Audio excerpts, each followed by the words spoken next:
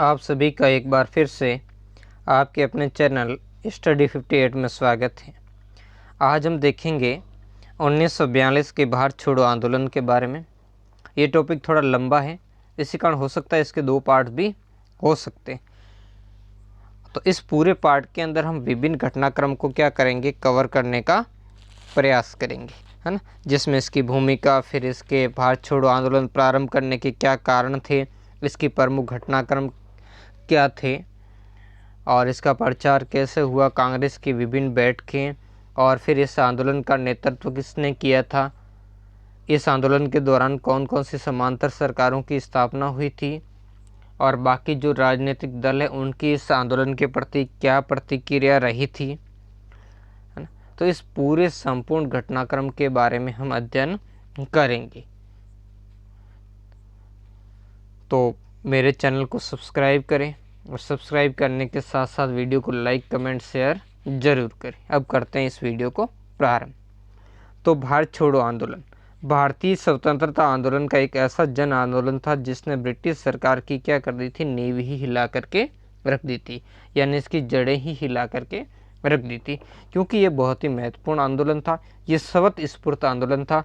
इस आंदोलन के कारण ब्रिटिश सरकार को भी ये लगने लग गया था कि अब वो भारत में अधिक दिनों की मेहमान नहीं है, इन कम दिनों की ही अब वो मेहमान है, अधिक दिनों तक वो भारत में क्या कर पाएंगे, राज नहीं कर पाएगी। इस आंदोलन ने भारत की स्वतंत्रता प्राप्ति के लिए एक क्या दी थी, नई दिशा दी थी। नई दिशा कैसे दी थी, अब इस आंदोलन के बाद जो भारत की स्वतंत्रता प्राप्ति है वो ही इसकी मुख्य मांग बन गई थी। यानी अब भारतीयों को केवल अंग्रेजों से बात करनी थी, सत्ता हस्तांतरण पर ही बात करनी थी। यानी अब भारतीय जो आम भारतीय थे उसकी जहन की एक प्रमुख मांग हो गई थी स्वतंत्रता प्राप्ति, तो वो यहाँ रह गई थी। अब देखो इसमें देखेंगे, यहाँ से इसमें प्रारंभ करेंगे कारण, आखिर इसके कारण क्या थे, किन कारणों के कारण अहिंसक आंदोलन प्रारंभ हुआ था। तो मार्च 1942 का जो क्रिप्स मिशन है उसकी असफलता ने भारतीय जनता को क्या कर दिया था, निराश कर दिया था।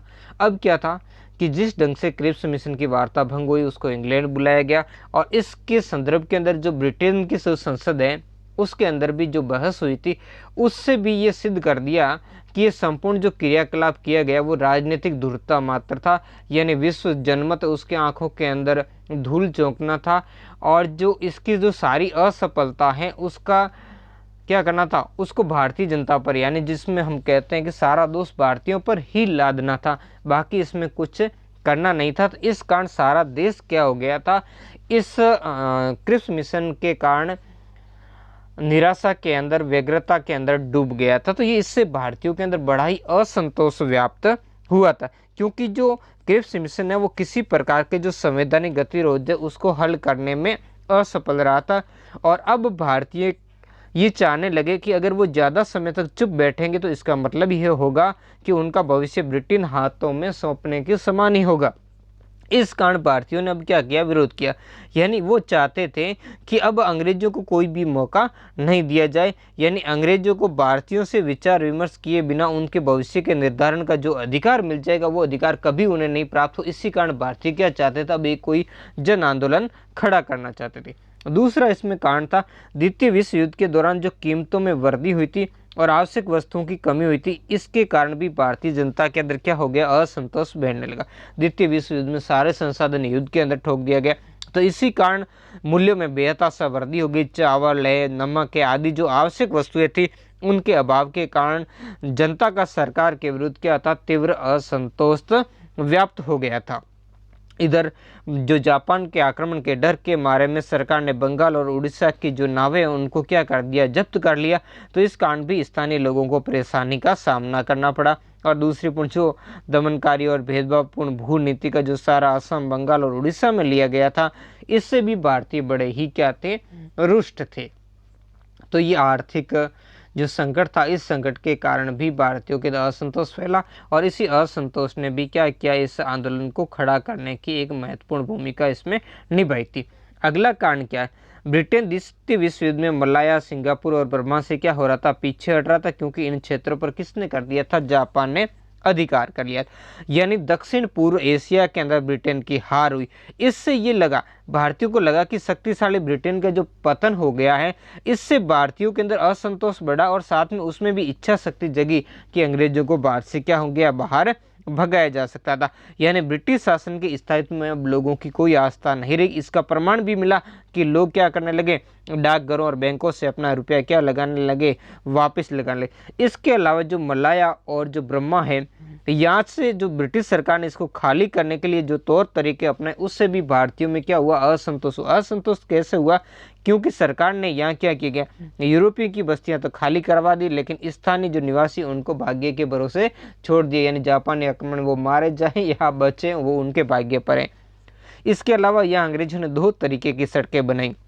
यानी एक तो सड़क थी काली सड़क, जो किसके लिए थी, भारतीय शरणार्थियों के लिए थी, और दूसरी थी सफ़ेद सड़क, जो किसके लिए थी, यूरोपीय शरणार्थियों के लिए। तो इन सारी हरकतों से अंग्रेजों की प्रतिष्ठा को गहरा आघात लगा और उनकी जो सर्वश्रेष्ठता है उसकी मनोवृत्ति को लोगों के सामने भी उजागर कर दिया था। ये बातें थी जिनके कारण भारतीय क्या थे, बड़े ही इनके प्रति आक्रोशित हो गए थे। ऐसे समय में महात्मा गांधी ने अपने पत्र हरिजन के अंदर, आपको कमेंट करके बताना है कि जो हमने पहले सविनय अवज्ञा आंदोलन और असहयोग आंदोलन था, उनको बारे में गांधी जी ने कौन से पत्र में अपनी जो मांगे, उन मांगे एवं शर्तों को स्पष्ट किया था, तो उनके बारे में आपको कमेंट करके बताना है। तो इसमें हरिजन नामक समाचार पत्र में गांधी जी ने लिखा कि अंग्रेजों से क्या कहा, अंग्रेजों से भारत छोड़ने की बात करते हुए लिखा कि भारत में अंग्रेजों की उपस्थिति जापानियों के आक्रमण करने का क्या है, निमंत्रण है। यानी क्या था, अब जापान का खतरा बढ़ रहा था, जो ऊपर जैसे मलाया, सिंगापुर, बर्मा तक अधिकार कर लिया और ब्रिटेन यहाँ से धीरे धीरे क्या करती थी, पीछे हट रही थी, यानी इनको क्या कर रही थी, खाली कर रही थी। तो ऐसी स्थिति में गांधी जी ने कहा था कि अगर इंग्लैंड यहाँ से नहीं हटा तो जापान आक्रमण कर देगा, और निराशा के कारण जो भारतीय जनता वो जापानी आक्रमण का क्या करेगी, प्रतिरोध नहीं करेगी। ऐसा भी डर इन नेताओं के अंदर था। इसी कारण इन नेताओं को लगा कि इस समय में राष्ट्रीय आंदोलन प्रारंभ करना चाहिए, ये बहुत ही जरूरी है। तब गांधी जी ने अब आगे क्या कहा, गांधी जी ने अंग्रेजों से भारत को ईश्वर के हाथों में अथवा अराजकता में छोड़ने की बात कह दी कि जैसा भी हो आप क्या करो, भारत से बाहर चले जाओ, नहीं तो जापान क्या कर देगा, भारत पर आक्रमण कर देगा। गांधी जी ने ब्रिटिश सरकार के विरुद्ध अहिंसक आंदोलन प्रारंभ करने का निश्चय किया। अब ये अहिंसक आंदोलन प्रारंभ करने का निश्चय किया तो यहाँ स्थिति वैसी नहीं थी, क्योंकि सभी इसके क्या होंगे, समर्थन में होंगे, है ना। तब क्या होगा, बहुत सारे लोग थे जिन्होंने क्या किया था, इसका विरोध किया था।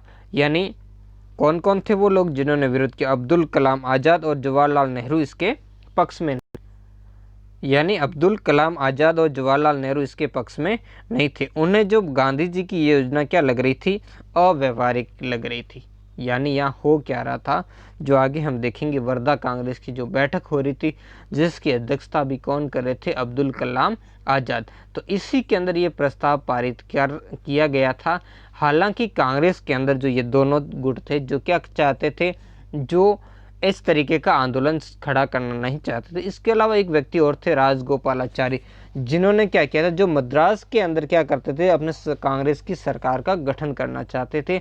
तो ऐसी स्थिति के अंदर इन लोगों ने जब महात्मा गांधी जी के प्रस्ताव का विरोध किया, तब गांधी जी ने कहा था, अपने विरोधियों को चुनौती देते हुए कहा था कि यदि संघर्ष का मेरा प्रस्ताव स्वीकार नहीं किया जाता, तब क्या होगा, मैं भारत की बालू से एक ऐसा आंदोलन पैदा कर दूंगा जो खुद क्या होगा, कांग्रेस से भी बड़ा होगा।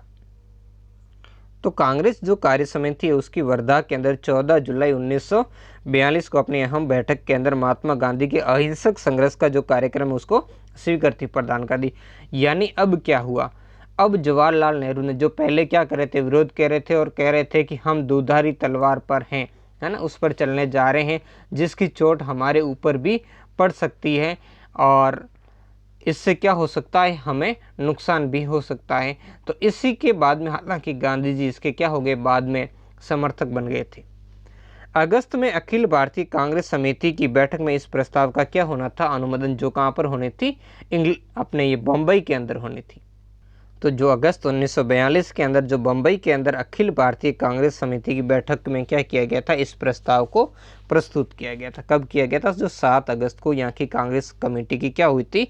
बैठक हुई थी, और इस बैठक के अंदर इस प्रस्ताव को क्या किया गया था? प्रस्तुत किया गया।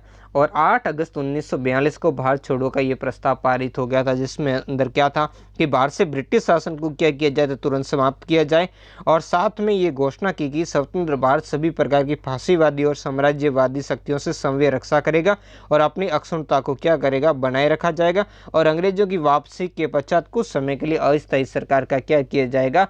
गठन किया जाएगा, और साथ में जो ब्रिटिश शासन के विरुद्ध सविनय अवज्ञा आंदोलन का क्या किया जाएगा? समर्थन किया जाएगा, और इसमें गांधी जी को संघर्ष का क्या बना दिया गया? नेता घोषित कर दिया गया था। ठीक है, तो ये यहाँ पर क्या हो गया? प्रस्ताव पारित हो गया था। तब 8 अगस्त 1942 को बम्बई के ग्वालियर टैंक के ऐतिहासिक सभा में महात्मा गांधी जी ने कहा लोगों के सामने, तब महात्मा गांधी जी ने यहाँ बहुत ही अच्छा सा यहाँ भाषण दिया था, और उस भाषण से ही लोगों के अंदर क्या हो गया था? नया जोश पैदा हो गया था। उन्होंने कहा, लोगों से क्या कहा? मैं आपको एक छोटा सा मंत्र दे रहा हूँ। कितना सा मंत्र दे रहा हूँ? छोटा सा मंत्र, कोई बड़ा मंत्र नहीं है मेरे पास। मैं आपको एक छोटा सा, यानी गांधी जी ने कहा था एक मंत्र है, छोटा सा मंत्र है, और मैं वो आपको दे रहा हूँ। वो मंत्र क्या था? है ना, वो आगे देखो। आप इस मंत्र को अपने दिलों के अंदर क्या करें? संजो कर रखें।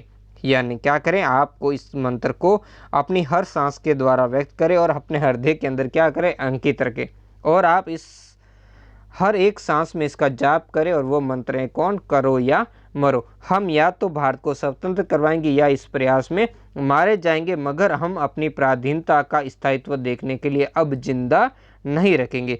यानी पहली बार गांधी जी ने इस तरीके की घोषणा की थी। यानी अब हम क्या करेंगे? विदेशी शासन को स्वीकार नहीं करेंगे। अब हम अंग्रेजों को क्या करेंगे? भारत से बाहर निकाल करके ही दम लेंगे। तो इस घोषणा का क्या होगा? लोगों पर बड़ा ही अच्छा प्रभाव हुआ, और लोगों के अंदर जो बीच का समय आया तो लोगों के अंदर अब असंतोष तो पहले से था, अब नई चेतना और उमंग लोगों के अंदर गांधी जी की इस अभिव्यक्ति ने जगा दी थी।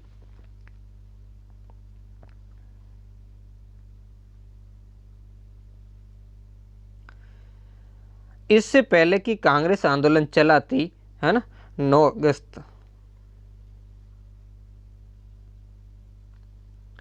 अब देखो आगे क्या होता है। गांधी जी कांग्रेस जो क्या चाहते थे, गांधी जी वायसराय से मिलकर के कांग्रेस के प्रस्ताव को क्या करवाना चाहते थे? स्वीकार करवाना चाहते थे। उनका मानना था कि इसमें 2 से 3 सप्ताह लग जाएंगे। हालांकि गांधी जी ने ऐसा घोषणा कर दी, लेकिन वो क्या चाहते थे? वो कि वायसराय जी से मिलेंगे और मिलकर के क्या करेंगे? उनसे स्वीकार करवाने का प्रयास करेंगे। अगर वो स्वीकार नहीं करेंगे तब क्या करेंगे? वो फिर आंदोलन को क्या करेंगे? प्रारंभ करेंगे। लेकिन ब्रिटिश सरकार की नीति इससे अलग ही थी। यानी ब्रिटिश सरकार इसके लिए क्या करना चाहती थी? कांग्रेस को कोई अवसर नहीं देना चाहती थी, और न ही वो कांग्रेस के साथ किसी समझौते के पक्ष में थी। तो इसी कारण उसने क्या किया? आंदोलन की औपचारिक शुरुआत का उसने इंतजार नहीं किया, और उससे कांग्रेस आंदोलन शुरू करती उससे पहले ही ब्रिटिश सरकार ने एक ऑपरेशन चलाया था, ऑपरेशन 0 आवर्स, है ना। ऑपरेशन था 0 आवर्स। ऑपरेशन 0 आवर्स के तहत, यानी 9 अगस्त 1942 को, है ना, प्रातः सुबह ही ऑपरेशन 0 आवर्स के तहत गांधी जी और दूसरे कांग्रेसी नेताओं को क्या कर लिया? गिरफ्तार कर लिया। यानी कांग्रेसी और अन्य जो भी कांग्रेस के बड़े टॉप लीडर्स हैं उन्हें क्या कर लिया? गिरफ्तार कर लिया, जिसमें सरोजिनी नायडू वगैरह, पट्टाभी सीतारामैया, गोविंद वल्लभ पंत, जवाहरलाल नेहरू आदि जैसे सभी नेताओं को कांग्रेस ने क्या कर लिया? गिरफ्तार कर लिया, और कांग्रेस को एक बार पुनः गैर कानूनी जो क्या कर दिया? पार्टी घोषित कर दिया था। तो इस तरीके से क्या कर लिया? तो इस तरीके से जो शीर्ष जो नेतृत्व था उसकी गिरफ्तारी से जो आंदोलन है उसकी भागदौड़ युवा उग्रवादी जो लोग थे, उग्रवादी तत्वों के, उनके हाथ में आ गई थी। अब ब्रिटिश सरकार ने क्या किया?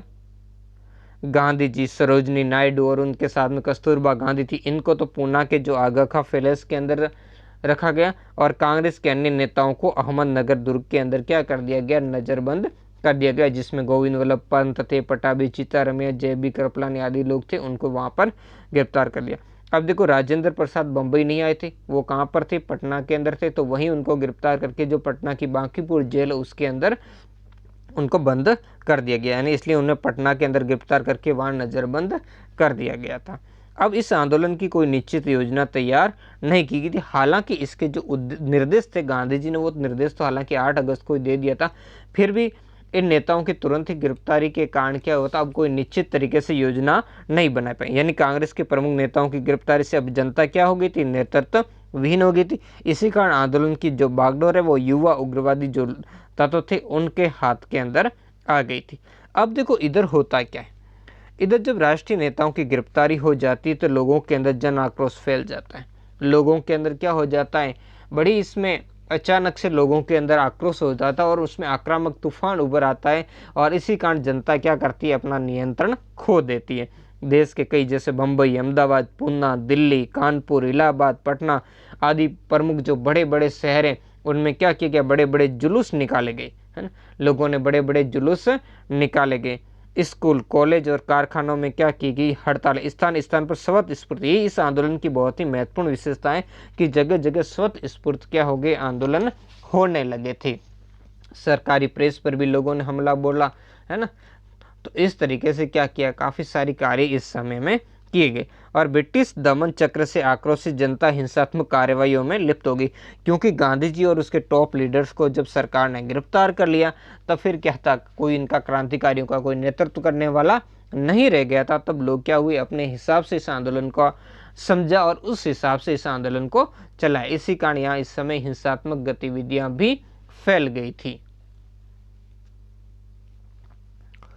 भीड़ ने ब्रिटिश सत्ता के प्रतीक पुलिस थाने, डाकघर, न्यायालय, रेलवे स्टेशन आदि स्थानों पर क्या किया, आक्रमण किया और उनको क्या किया गया, उड़ा दिया गया, यानी उनको नष्ट कर दिया गया। लोगों को जहां भी जैसा भी गोला बारूद जो भी मिला इकट्ठा करने का प्रयास किया और इन सबको क्या किया, नष्ट करने का प्रयास किया गया।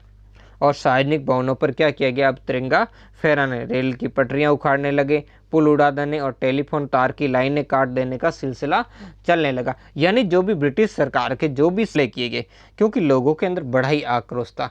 इसी आक्रोश की अभिव्यक्ति लोगों ने विभिन्न माध्यम से की थी, है ना। तो यानी यहाँ पर जैसे जो भी लोगों ने ये किया, जो भी ब्रिटिश सरकार का समर्थक जो भी लोग थे उन लोगों को मारने का निश्चय कर लिया। जो भी सामने आया, चाहे वो सरकारी अधिकारी थे या पुलिस अधिकारी थे या मुखबिर थे, उन पर हमले किए गए और उन्हें मारने का प्रयास किया गया। तो ये सारे के सारे कार्य इस समय के अंदर किए गए थे। अब देखते हैं इस आंदोलन की जो पृष्ठभूमि, यानी जब कांग्रेस के प्रमुख टॉप लीडर्स तो को क्या क्या किए, गिरफ्तार कर लिए गए, तो फिर क्या हुआ, इस आंदोलन को आखिर नेतृत्व किया किसने या किया ही नहीं, उसके बारे में हम देखेंगे। तो देखो इस आंदोलन को जो नेतृत्व करने वाली प्रमुख शक्तियाँ यानी जो भूमिगत जो गतिविधियाँ हैं उनके बारे के अंदर हम देखेंगे। क्योंकि यहाँ पर तो हमने देख लिया कि सरकारी अधिकारी, पुलिस अधिकारी और जो इन पर क्या किए गए, यानी सरकारी, जैसे हमने ऊपर देखा, आंदोलनकारियों का उद्देश्य यही था। क्या उद्देश्य था, सरकारी भवनों, संचार, उनके यातायात के माध्यम और अन्य जो भी सरकारी प्रतिष्ठान उन पर हमले किए, इसी कारण उन्हें नष्ट करने के लिए। और जो व्यक्ति सरकार का समर्थक था, चाहे वो सरकारी अधिकारी थे, पुलिस अधिकारी थे या फिर जो सरकार के लिए जासूसी करते थे, यानी कौन थे, मुखबिर थे जो सरकार के जासूस, उन्हें मौत के घाट उतार दिया जाए, यही इनका मुख्य। इसलिए बड़ी मात्रा में इन्होंने क्या किया था, गोला बारूद इकट्ठा किया था। अब जो हमारा नेक्स्ट है वो भूमिगत गतिविधियां क्या थी उनके बारे में देखेंगे। तो देखो भूमिगत जो गतिविधियों का संचालन, एक तो समाजवादी जो लोग थे, इसके अलावा फॉरवर्ड ब्लॉक के सदस्य थे, इसके अलावा गांधी आश्रम के जो अनुयायी थे और भी जो क्रांतिकारी आतंकवादी लोग जिससे कह सकते हैं, या क्रांतिकारी युवा थे या क्रांतिकारी तत्व थे, उनके हाथों में उन्होंने चलाया था। तो इसका जो केंद्र कौन था, बम्बई, पूना, सतारा, बड़ौदा और गुजरात के अन्य भाग, कर्नाटक, केरल, आंध्र, संयुक्त प्रांत, बिहार और दिल्ली आदि में ये गतिविधियों के इनके मुख्य केंद्र थे। तो क्रांतिकारी को जो विशेष नेतृत्व दिया था वो दिया था समाजवादी लोगों ने। इसमें कौन थे, अच्युत पटवर्धन, जयप्रकाश नारायण, डॉक्टर राम मनोहर लोहिया, श्रीमती अरुणा आसफ अली, इन्होंने भूमिगत होकर के इस आंदोलन में क्या किया था, अपना योगदान दिया था। इसमें जयप्रकाश नारायण को हजारीबाग जेल के अंदर रखा गया था, यानी जयप्रकाश नारायण उनको हजारीबाग सेंट्रल जेल के अंदर गिरफ्तार करके वहां पर रखा गया था। लेकिन कुछ दिनों पश्चात जयप्रकाश नारायण यहाँ से क्या हो गई, सेंट्रल जेल है वहाँ से उसकी जेल की जो दीवार है उसको फांद करके क्या हो गए, भागने में सफल हो गए थे। कब हुए थे, 9 नवंबर को। 9 नवंबर 1942 को 5 और लोगों के साथ इस सेंट्रल जेल से भाग निकले थे। तब उन्होंने यहाँ जेल से जाने के बाद भूमिगत होकर के उन्होंने किसने जयप्रकाश नारायण ने आज़ाद रास्ता बना करके जो जन क्रांति है उसके कार्यक्रम को संपन्न करने का यहाँ पर प्रयास किया था। तो अब देखो बाकी लोगों ने इसमें क्या सहयोग दिया। तो बाकी जो अन्य जनता थी उन्होंने भूमिगत लोगों को, नेताओं को छुपने के लिए जगह दी, जिसमें हम देखो कुछ लोगों की, यानी इसमें सबका, जैसे उद्योगपति धनवान लोग थे तो उन्होंने भी सहयोग दिया था, है ना। युवक लोग थे तो युवकों ने भी क्या किया था, स्कूल कॉलेजों के छात्र इसमें महत्वपूर्ण भूमिका निभा रहे थे, उद्योगपतियों ने, महिलाओं ने, है ना, सब ने इसमें क्या की थी, अपनी अपनी भूमिका का निर्वाह किया। जिसमें जैसे उद्योगपति थे तो उनका क्या, देखो उद्योगपतियों ने भी क्या किया, बहुत ही महत्वपूर्ण इसमें काम किया था। वो काम क्या किया था, उन्होंने जो भी तन मन धन से जैसा भी उनसे हुआ वैसा उन्होंने क्या किया था, इस आंदोलन के समय उन्होंने सहयोग दिया था। जिसमें एक व्यक्ति थे सुमित मोरारजी, उन्होंने अच्युत पटवर्धन को प्रतिदिन एक नई कार की व्यवस्था की और उन्हें गिरफ्तार होने से क्या किया था, बचाया, ताकि वो क्या करे, भूमिगत रह करके इस आंदोलन का क्या कर सके, नेतृत्व कर सके। तो इस तरीके से सभी लोगों ने अपने हिसाब से जैसा भी उनको हुआ वैसे उन्होंने क्या की थी, मदद करने का प्रयास किया था। राम मनोहर लोहिया क्या कांग्रेस रेडियो पर लगातार बोलते रहे, जबकि अरुणा आसफअली बंबई के अंदर सकी, उन्होंने ग्वालियर टैंक में क्या किया था, ये बहुत ही महत्वपूर्ण है। ग्वालियर टैंक के अंदर अरुणा आसफअली ने क्या किया था, तिरंगा झंडा भी फहरा था। इसके अलावा उषा मेहता भी थी जिन्होंने बम्बई के अंदर भूमिगत जो रेडियो स्टेशन उसकी स्थापना की। और इस तरीके से भूमिगत गतिविधियों में जो संलग्न लोग थे उनको जनता ने, यानी जन सामान्य ने व्यापक सहयोग दिया था। उनके लिए गोला बारूद हथियार आदि भी उन्होंने एकत्रित किया था। अब देखते हैं समांतर सरकारों की स्थापना। तो देखो आंदोलनकारियों ने विभिन्न स्थानों पर क्या कर ली थी, समांतर सरकारें भी क्या कर ली थी, स्थापित कर ली थी। ऐसी पहली जो समांतर सरकार है जो बलिया के अंदर स्थापित किसने की थी, चित्तू पांडे ने, महत्वपूर्ण, अगस्त 1942 के अंदर, अगस्त 1942 के अंदर बलिया के अंदर चित्तू पांडे के जो नेतृत्व में समांतर सरकार की स्थापना की गई थी। अब देखो इस सरकार ने बहुत ही महत्वपूर्ण कार्य किया था। क्या कार्य किया था, इसने कलेक्टर यानी जो जिलाधिकारी होते थे उनके जो सारे अधिकार छीनते हुए सभी गिरफ्तार नेताओं को क्या कर दिया था, रिहा यानी छोड़ दिया था। यानी जो इसके स्थानीय जिलाधिकारी होते थे उनके शासन के सभी अधिकार इन्होंने छीन लिया और जेल में बंद सभी कांग्रेसी नेता उनको क्या कर दिया, इन्होंने छोड़ दिया था। अब दूसरी सरकार देखेंगे तो बंगाल के मिदनापुर के अंदर जो तामलुक होता है, तामलुक इलाके के अंदर, वहाँ पर 17 दिसंबर 1942 से सितंबर 1944 है तक यहाँ की जातीय सरकार के रूप में एक राष्ट्रीय सरकार आई थी। यानी यहाँ की जो जातीय सरकार है उसने किसके रूप में काम किया था, एक राष्ट्रीय सरकार के रूप में इसने यहाँ पर अपने कार्यों को संपादित किया था। तो बहुत ही महत्वपूर्ण। अब इस सरकार ने महत्वपूर्ण काम क्या किए थे, इस सरकार ने भी बहुत ही महत्वपूर्ण काम किए थे। जातीय सरकार ने वो क्या किए थे, इस जातीय सरकार ने आपसी समझौता करने के लिए क्या बनाई, अदालतें बनाई। अदालतों का क्या किया गया, इसने गठन किया गया। स्कूलों को इसने क्या दिया, अनुदान यानी ग्रांट दिया, स्कूलों को सहायता दी। और कई राहत के कार्यों के अंदर इसने क्या किया था, जैसे इसने जो उस समय के कार्यक्रम, जैसे उस समय के तूफान पीड़ित लोग थे उनकी सहायता के लिए इसने कार्यक्रम प्रारंभ किए। इसके अलावा जो धनी लोगों का अतिरिक्त धन था उसे इसने क्या किया था, गरीबों के अंदर बांटा था।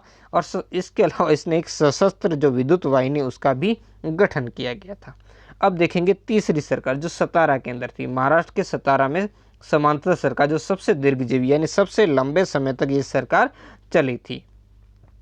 ये सरकार किसके नेतृत्व में, नाना पाटिल, जो नाना पाटिल इनके क्या थे, प्रमुख नेता। यानी यहाँ दो व्यक्ति थे, एक तो नाना पाटिल, एक वाई.वी. चौहान। इन दोनों व्यक्तियों ने इस सरकार को क्या किया था, नेतृत्व, यानी ये इनके प्रमुख नेता थे। और यहाँ की जो सरकार है 1945 तक चलती रही। यानी कब से, 1943 से लगाकर 1945 तक यहाँ की ये जो समांतर सरकार है वो इस क्षेत्र में चलती रही थी। यानी यहाँ की जो समांतर सरकार है वो प्रति सरकार यानी एंटी इस सरकार के नाम से जानी गई थी। सरकार के विरुद्ध स्थापित प्रतिक्रियावादी सरकार की यहाँ पर क्या की गई थी, स्थापना की गई थी। अब यहाँ की सरकार के कार्य, इसने बहुत महत्वपूर्ण कार्य किया था। यहाँ जैसे ग्रामीण पुस्तकालयों की स्थापना की थी। इसके अलावा न्यायावधान यानी जो न्यायालयों की इसने क्या की थी, स्थापना की थी। और शराबबंदी अभियान चलाया था और गांधी विवाहों का आयोजन इस सरकार के द्वारा यहाँ पर किया गया था। इस तरीके से इस जो विभिन्न प्रकार की समांतर सरकारें हैं उन सरकारों ने यहाँ पर क्या किया था, महत्वपूर्ण कार्य किया था।